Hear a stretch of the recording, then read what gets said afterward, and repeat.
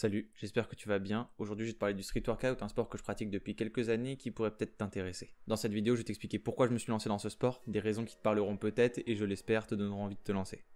Et dans un second temps, je t'expliquerai les bases pour que tu puisses justement bien débuter dans ce sport.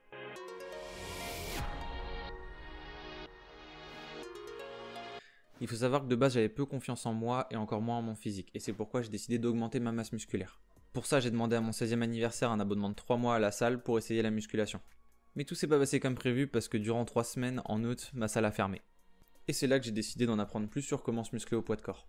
Durant ces 3 semaines, j'ai réussi mes premiers muscle-up et je m'épanouissais complètement dans la pratique de ce sport.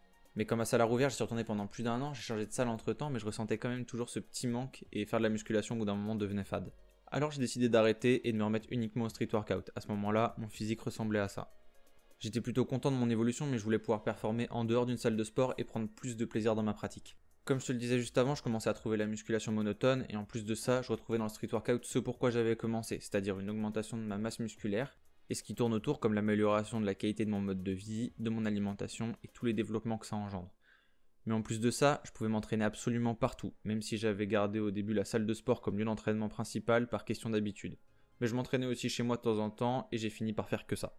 Une autre raison est que je trouve ce sport beaucoup plus ludique et on va pas se le cacher, beaucoup plus impressionnant.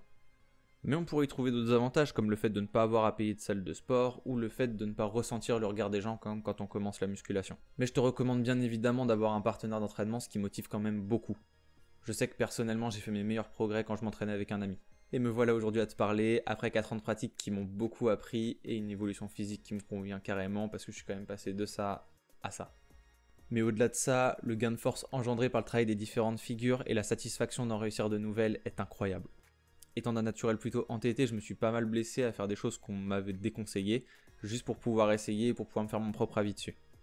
Du coup j'ai perdu pas mal de temps là-dessus, mais je t'en parlerai dans une autre vidéo sur les erreurs à ne pas faire en street workout, qui valent aussi d'ailleurs pour d'autres sports, donc si ça t'intéresse je te laisse t'abonner et activer la petite cloche pour pas la rater. Ce qui est bien, c'est que ce sport est en plein développement, donc on a plus de parcs, plus de lieux pour s'entraîner, et le niveau actuel ne cesse d'augmenter, donc en termes de source de motivation, il y a de quoi faire. En plus de ça, ce sport est transférable sur d'autres. Par exemple, j'ai testé l'escalade au cours de l'année précédente, et autant te dire que je sens que mes années de street workout m'avantagent pas mal. Bon, sans plus attendre, on va passer à la seconde partie de la vidéo, comment débuter le street workout. Tout d'abord, tu devras maîtriser les bases pour renforcer ton système musculaire, nerveux et tendineux qui seront mis à rude épreuve lorsque tu chercheras à apprendre les figures. Pour ça, je te conseille de commencer par du renforcement sur des mouvements tels que des tractions, les dips, les pompes et leurs variantes. Tu pourras aussi t'attaquer au handstand ou équilibre qui n'est pas trop traumatisant et qui te sera très utile une fois maîtrisé pour travailler certaines figures. Si tu ne sais pas trop encore comment t'entraîner et que tout ça c'est encore un peu flou pour toi, je t'invite à aller voir ma dernière vidéo sur ce que tu dois savoir pour te muscler au poids de corps. J'y balance pas mal d'infos importantes et de méthodes pour que tu saches comment bien t'y prendre. Évidemment, avant chaque séance, pense à bien t'échauffer pour activer ton système cardiovasculaire en faisant un effort un peu cardio, ton système articulaire en faisant des mouvements sollicitant les articulations que tu vas travailler, et ton système musculaire en commençant avec des mouvements plus simples que ceux que tu as l'habitude de réaliser. Il faudra aussi bien penser à s'échauffer les épaules qui sont particulièrement sollicitées dans ce sport. Et bien sûr, pense à bien t'hydrater pendant ta séance, un manque d'hydratation augmente pas mal les risques de blessures. Je te recommande de travailler là-dessus jusqu'à débloquer tes premiers muscle-up clean, c'est-à-dire sans t'aider des jambes pour monter. Une fois que tu auras réussi tes premiers muscle-up, tu pourras commencer à t'attaquer à des figures plus complexes, sans lâcher pour l'instant le renforcement des mouvements de base, parce qu'ils vont quand même pas mal t'aider à continuer à gagner en force et en masse musculaire. D'ailleurs, il faut que tu saches que cette augmentation de la masse musculaire consiste en réalité en augmentation de la taille et du nombre de fibres musculaires qui pourra te permettre de gagner en force quand tu auras appris à bien les recruter. Personnellement, j'ai fait le choix de partir en premier sur le front lever qui était ma figure favorite. Donc je vais me baser sur celle-là pour les exemples, mais libre à toi de commencer par une autre. Tu placeras le travail de ta figure au début de ton entraînement parce que c'est là que tu auras le plus d'énergie. Au début, tu pourras t'attaquer à la tuck, la version la plus simple du mouvement. Plus tu seras à l'aise, plus tu pourras déplier les jambes jusqu'à arriver à une tuck avec les jambes à 90 degrés. Tu pourras passer à la variante suivante quand tu seras capable de faire 10 secondes de la variante actuelle. Je te recommande de rester sur des variantes de tuck où tu vas chercher à déplier de plus en plus les jambes, mais libre à toi d'utiliser d'autres variantes. Tu auras le one leg où tu chercheras à avoir une jambe pliée au moins à 90 degrés, sinon ça simule mal la figure, et en plus, ça sera plus simple qu'une advanced tuck.